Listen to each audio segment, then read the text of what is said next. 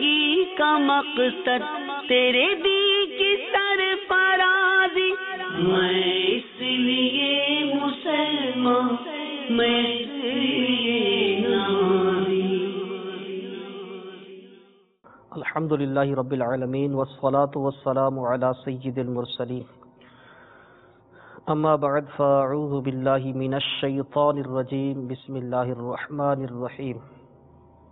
الصلاة والسلام علیک یا رسول اللہ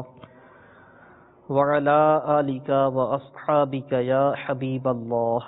الصلاة والسلام علیک یا نبی اللہ وعلی آلک واصحابک یا نور اللہ۔ امیر اہل سنت بانی دعوت اسلامی حضرت علامہ مولانا ابو بلال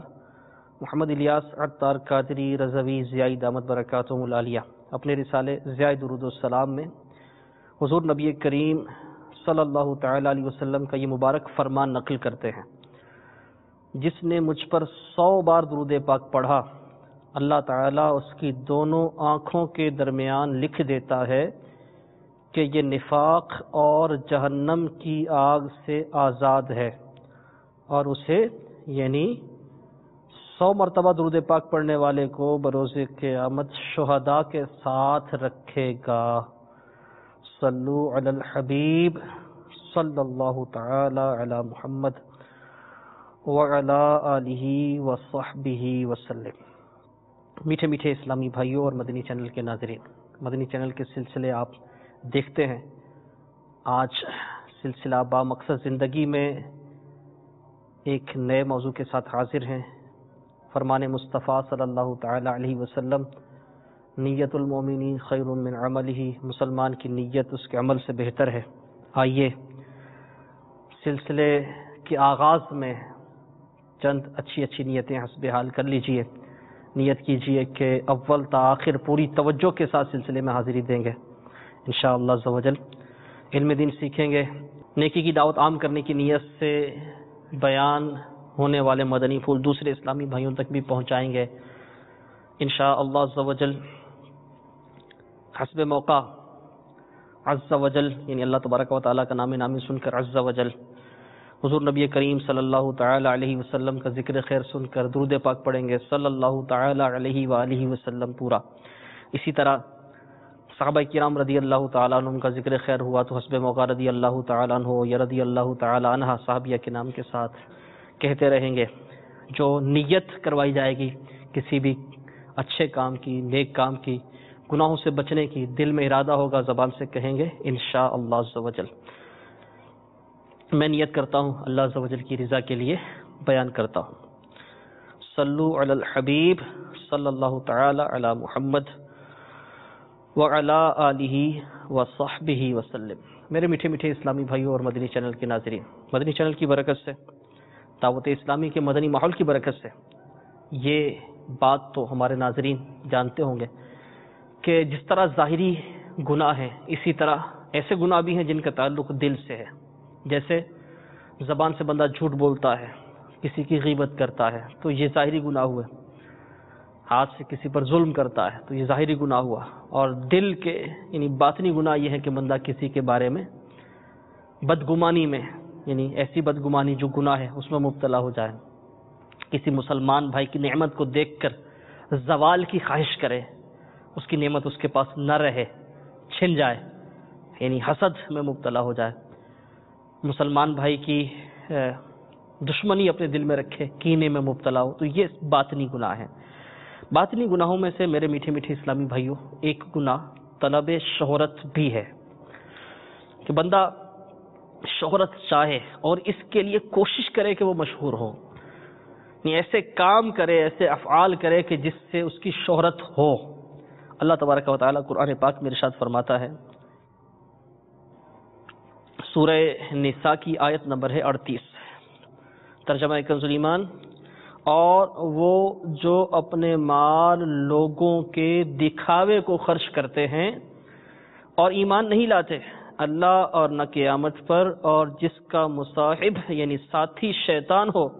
تو کتنا برا مصاحب یعنی کتنا برا ساتھی ہے۔ صدر الافاضل حضرت علامہ مولانا سید محمد نعیم الدین مراد آبادی علیہ رحمۃ اللہ الہادی خزائن العرفان فی تفسیر قرآن میں اس آیت مبارکہ کے تحت ارشاد فرماتے ہیں، بخل کے بعد صرف بے جا کی برائی بیان فرمائی، یعنی فضول خرچی کی برائی بیان فرمائی کہ جو لوگ محض نمود و نمائش اور نام آوری یعنی طلب شہرت کے لیے خرچ کرتے ہیں اور رضائے الہی عز و جل مقصود نہیں ہوتی، جیسا کہ مشرکین و منافقین یہ بھی انہی کے حکم میں ہیں جن کا حکم اوپر گزر گیا پہلی آیات میں، جس کا مصعب شیطان ہوا کے تحت فرماتے ہیں دنیا و آخرت میں، دنیا میں تو اس طرح کہ وہ شیطانی کام کر کر کے اس کو خوش کرتا رہا، شیطان کو خوش کرتا رہا، اور آخرت میں اس طرح کہ ہر کافر ایک شیطان کے ساتھ آتشی یعنی آگ کی زنجیر میں جکڑا ہوا ہوگا۔ توبوا الی اللہ، استغفر اللہ، صلو علی الحبیب صلی اللہ تعالی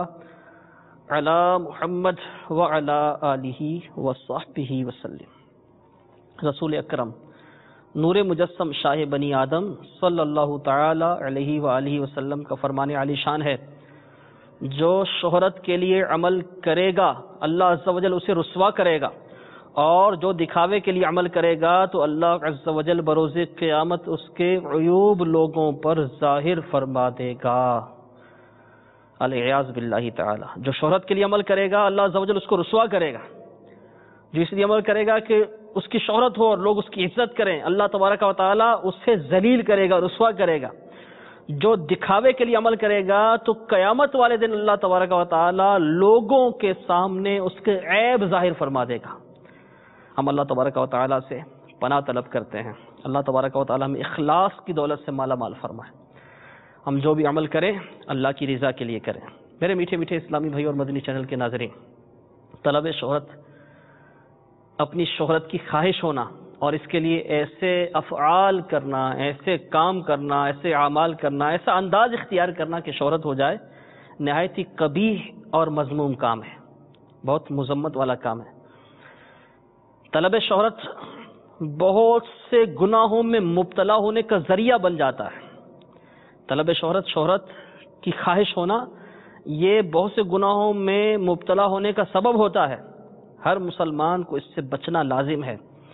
امام محمد غزالی رحمۃ اللہ تعالی علیہ احیاء العلوم کی 3 جلد میں ارشاد فرماتے ہیں،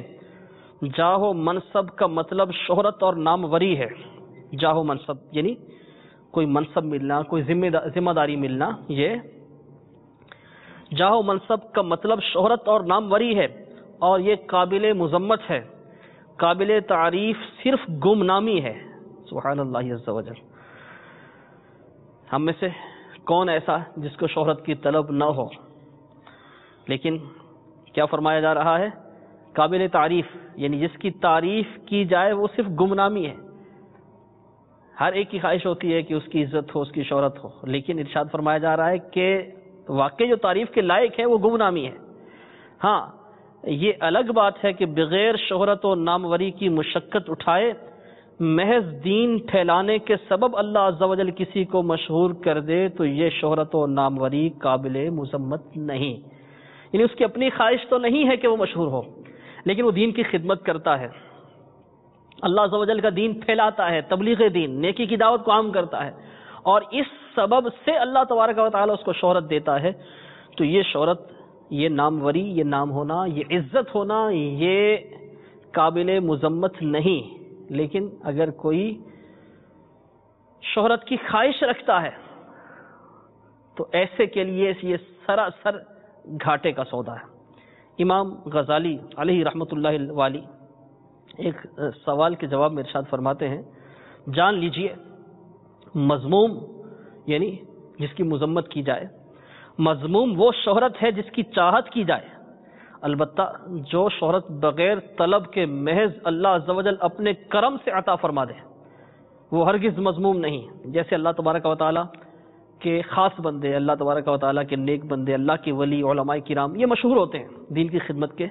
سبب۔ اللہ تبارک و تعالیٰ نے ہمارے امیر اہل سنت بانی دعوت اسلامی مولانا ابو بلال محمد الیاس صاحب قادری دعوت برکاتہ اللہ علیہ کو کیسی عزت اور شہرت عطا فرمائی ہے۔ تو اگر اللہ تبارک و تعالی بغیر طلب کے کسی کو شہرت و ناموری سے نواز دے تو آپ ارشاد فرماتے ہیں کہ یہ ہرگز مذموم نہیں، البتہ کمزور لوگوں کے لیے، یعنی جو صحت کے حوالے سے کمزور کا تذکرہ نہیں ہے یہاں، جو یعنی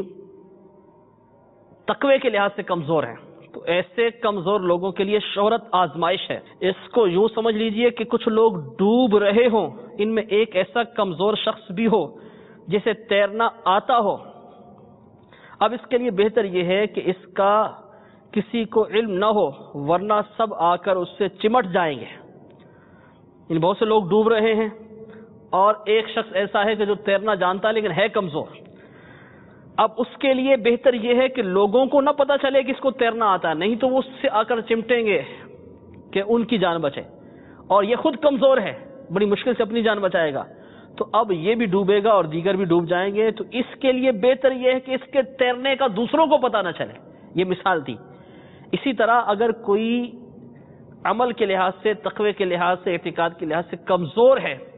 تو اس کی شہرت اس کے لیے اگرچہ بغیر چاہت کے ہو، اس کی شہرت اس کے لیے نقصان دہ ہوگی، کہ ہو سکتا ہے کہ وہ شہرت کے سبب ہلاکت میں پڑ جائے، نیت کے فطور میں مبتلا ہو جائے۔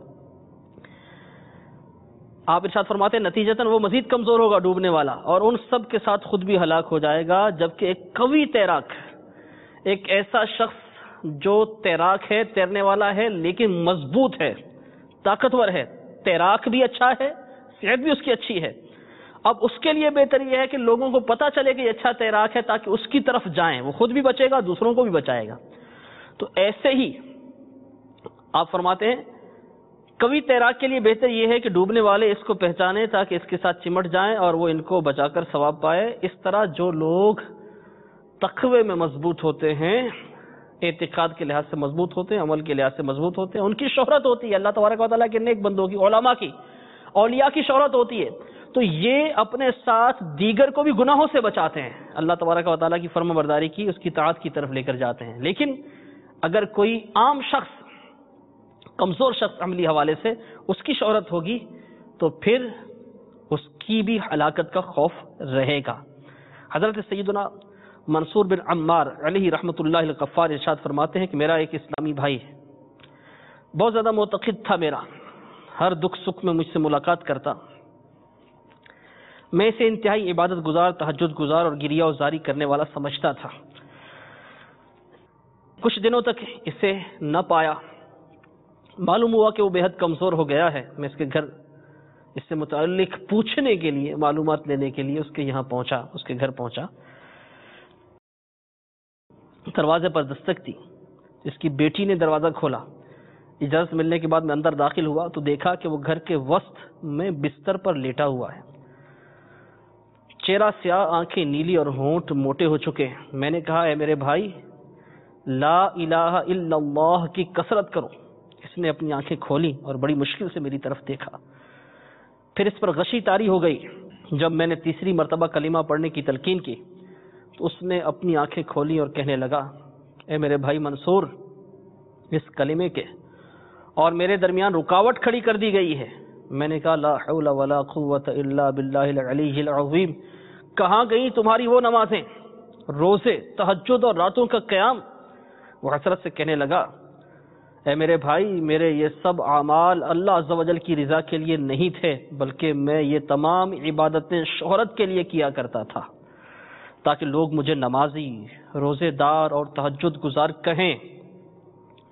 اور میں لوگوں کو دکھانے کے لیے ذکر الہی کرتا تھا۔ میں لوگوں کی نظر میں بہت نیک تھا، لیکن جب میں تنہائی میں ہوتا تو دروازہ بند کر لیتا، برہنہ ہو کر شراب پیتا اور نافرمانیوں سے اپنے رب عز و جل کا مقابلہ کرتا۔ ایک عرصے تک میں اسی طرح کرتا رہا، پھر ایسا بیمار ہوا کہ بچنے کی امید نہ رہی۔ میں نے اپنی بیٹی سے کہا قرآن پاک لے کر آؤ، اس نے ایسا ہی کیا۔ میں مصحف شریف کے ایک ایک حرف کو پڑھتا رہا، یہاں تک کہ جب سورہ یاسین تک پہنچا تو مصحف شریف کو بلند کر کے بارگاہ الہی عز و جل میں یوں عرض کی اے اللہ، اس قرآن عظیم کے صدقے مجھے شفا عطا فرما، میں آئندہ گناہ نہیں کروں گا۔ اللہ عز و جل نے مجھ سے بیماری کو دور کر دیا۔ جب میں شفا یاب ہوا تو دوبارہ لہو و لعب اور لذات و خواہشات میں پڑ گیا۔ شیطان لعین نے مجھے وہ عہد بھلا دیا جو میرے رب عز و جل اور میرے درمیان ہوا تھا، عرصہ دراز تک گناہ کرتا رہا، پھر اچانک اسی بیماری میں مبتلا ہو گیا جس میں نے موت کے سائے دیکھے تو گھر والوں سے کہا میری عادت کے مطابق وسط مکان میں نکال دیں۔ میں نے مصحف شریف منگوا کر پڑھا اور بلند کر کے عرض کی یا اللہ عز و جل، اس کی عظمت کا واسطہ جو اس مصحف شریف میں ہے مجھے اس مرض سے نجات عطا فرما۔ اللہ تبارک و تعالی نے میری دعا قبول فرمائی، دوبارہ اس بیماری سے مجھے شفا عطا فرما دی، لیکن پھر میں اسی طرح نفسانی خواہشات اور نافرمانیوں میں پڑ گیا، یہاں تک کہ اب دوبارہ اسی مرض میں مبتلا یہاں پڑا ہوں۔ میں نے اپنے گھر والوں کو حکم دیا کہ اس دفعہ بھی مجھے وسط مکان میں نکال دو جیسا کہ آپ مجھے دیکھ رہے ہیں۔ پھر جب میں نے مصحف شریف یعنی قرآن پاک منگوا کر پڑھا، اس کی تلاوت کرنے لگا تو ایک حرف بھی نہ پڑھ سکا۔ میں سمجھ گیا کہ اللہ تبارک و تعالی مجھ پر سخت ناراض ہے۔ میں نے اپنا سر آسمان کی طرف اٹھا کر عرض کی اے اللہ عز و جل، اس مصحف شریف کی عظمت کا صدقہ مجھ سے اس مرض کو زائل فرما دے۔ میں نے ہاتف غیبی سے یہ اشعار سنے۔ اشعار کا مفہوم یہ ہے جب تو بیماری میں مبتلا ہوتا ہے تو اپنے گناہوں سے توبہ کر لیتا ہے، اور جب تندرست ہوتا ہے تو پھر گناہ کرنے لگ جاتا ہے۔ تو جب تک تکلیف میں مبتلا رہتا ہے تو روتا رہتا ہے، جب قوت حاصل کر لیتا ہے تو برے کام کرنے لگتا ہے۔ کتنی اور مصیبتوں اور آزمائشوں میں مبتلا ہوا، مگر اللہ عز و جل نے تجھے ان سب سے نجات عطا فرمائی۔ اس کے منع کرنے اور روکنے کے باوجود تو گناہوں میں مستغرق رہا اور عرصہ دراز تک اس یعنی اللہ تبارک و تعالی سے غافل رہا۔ کیا تجھے موت کا خوف نہ تھا؟ تو عقل اور سمجھ رکھنے کے باوجود گناہوں پر ڈٹا رہا، اور تجھ پر جو اللہ عز و جل کا فضل و کرم تھا تو نے اسے بھلا دیا، اور کبھی بھی تجھ پر نہ کپی تاری ہوئی نہ ہی خوف لاحق ہوا۔ کتنی مرتبہ تو نے اللہ تعالیٰ کے ساتھ عہد کیا لیکن پھر توڑ دیا، بلکہ ہر بھلی اور اچھی بات کو تو بھول چکا ہے۔ اس جہان فانی سے منتقل ہونے سے پہلے جان لے کہ تیرا ٹھکانہ قبر ہے، جو ہر لمحے تجھے موت کی آمد کی خبر سنا رہی ہے۔ حضرت سیدنا منصور بن عمار علی رحمۃ اللہ الغفار فرماتے ہیں اللہ عز و جل کی قسم، میں اس سے اس حال میں جدا ہوا کہ میری آنکھوں سے آنسو بہ رہے تھے، اور ابھی گھر کے دروازے تک بھی نہ پہنچا تھا کہ مجھے بتایا گیا کہ وہ شخص انتقال کر چکا ہے۔ ہم اللہ عز و جل سے حسن خاتمہ کی دعا کرتے ہیں، کیونکہ بہت سے روزے دار اور راتوں کو قیام کرنے والے برے خاتمے سے دوچار ہو گئے۔ توبوا الی اللہ، استغفر اللہ، صلو علی الحبیب صلی اللہ تعالی علی محمد وعلی آلہ وصحبہ وسلم۔ میرے میٹھے میٹھے اسلامی بھائیوں، آپ نے طلب شہرت کے لیے، ناموری کے لیے، نیک کام کرنے والے اور چھپ کر گناہ کرنے والے کا ایک عبرت خیز واقعہ سنا۔ بعض اوقات اپنی نیک نامی کی فکر یہ دامنگیر ہوتی ہے، اور بندہ اس لیے چاہتا ہے کہ اس کی نیکیاں لوگوں تک پہنچیں، یعنی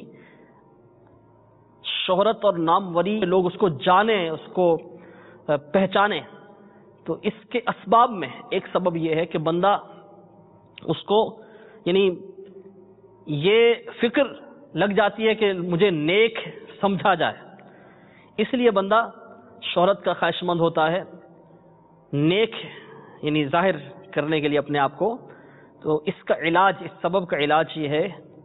کہ بندہ اللہ تبارک و تعالیٰ کے نیک بندوں کے حالات کو اپنے پیش نظر رکھے، کہ جو اگرچہ اللہ تبارک و تعالیٰ کی بارگاہ میں بڑے مقبول ہوا کرتے تھے،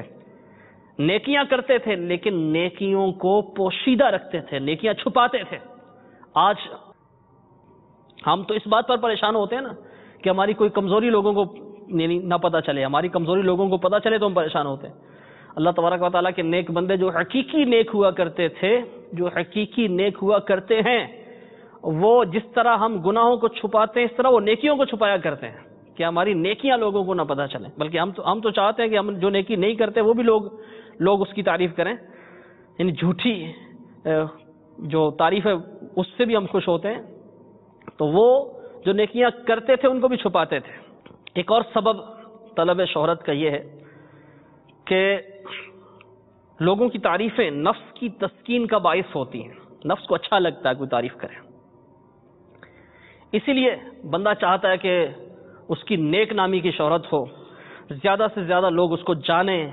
نامور ہو. تو اس لیے وہ نفس کے سکون کے لیے کہ لوگ تعریف کرتے رہیں، لوگ تعریف کرتے رہیں، لوگوں کی تعریف اس کو بھلی لگتی ہے، اچھی لگتی ہے، نفس کو اچھی لگتی ہے، اس لیے وہ شہرت چاہتا ہے. اس کا علاج یہ ہے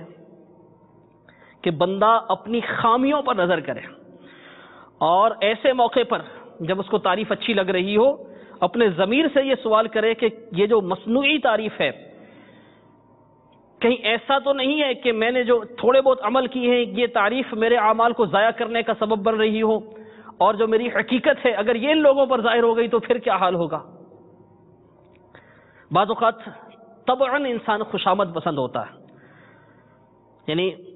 جھوٹی تعریف سننے کا عادی ہوتا ہے اور اس کو اچھا لگتا ہے جھوٹی تعریف، طبیعت اس کی ایسی ہوتی ہے. تو اس کا علاج یہ ہے کہ بندہ ایسی صحبت کو چھوڑ دے، خوشامد کرنے والوں کی صحبت کو چھوڑ دے، اور ایسے مخلص افراد کی صحبت اختیار کرے جو اچھے انداز سے حسن نیت کے ساتھ اس کی اصلاح کریں،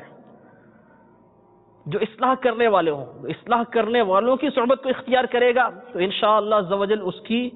جو یہ طبعاً طبیعت میں خوشامد پسندی ہے یہ دور ہوگی، اور اصلاح کرنے والے ساتھ ہوں گے انشاءاللہ عز و جل کمزوریاں دور ہوں گی، اللہ تبارک و تعالیٰ کی رضا جوئی کی طرف ذہن بنے گا. بعض اوقات ایک اور سبب، بعض اوقات ناجائز مفادات کا حصول یہ بھی طلب شہرت کا ذریعہ ہوتا ہے، طلب شہرت کا سبب ہوتا ہے. جیسے دنیاوی طور پر آپ دیکھ لیجئے کہ جو بڑے عہدیداران ہوتے ہیں، اسی طرح وزراء اور اس طرح کے جو لوگ ہوتے ہیں وہ یعنی اپنے عہدوں سے بہت کچھ کر لیتے ہیں، اور ان عہدوں کی بنا پر وہ ناجائز کام بھی کر گزرتے ہیں، ان کے اپنے بھی، ان کے ساتھ وابستگان کے بھی ناجائز کام ہوتے ہیں، وہ ہو جاتے ہیں ان کے اثر و رسوخ کی وجہ سے. تو اس طرح بعض اوقات ناجائز مفادات کے حصول کے لیے انسان کے اندر شہرت کی طلب آتی ہے. اس کا علاج کیا ہے؟ اس کا علاج یہ ہے کہ بندہ چاہتا ہے اگر کامیاب ہو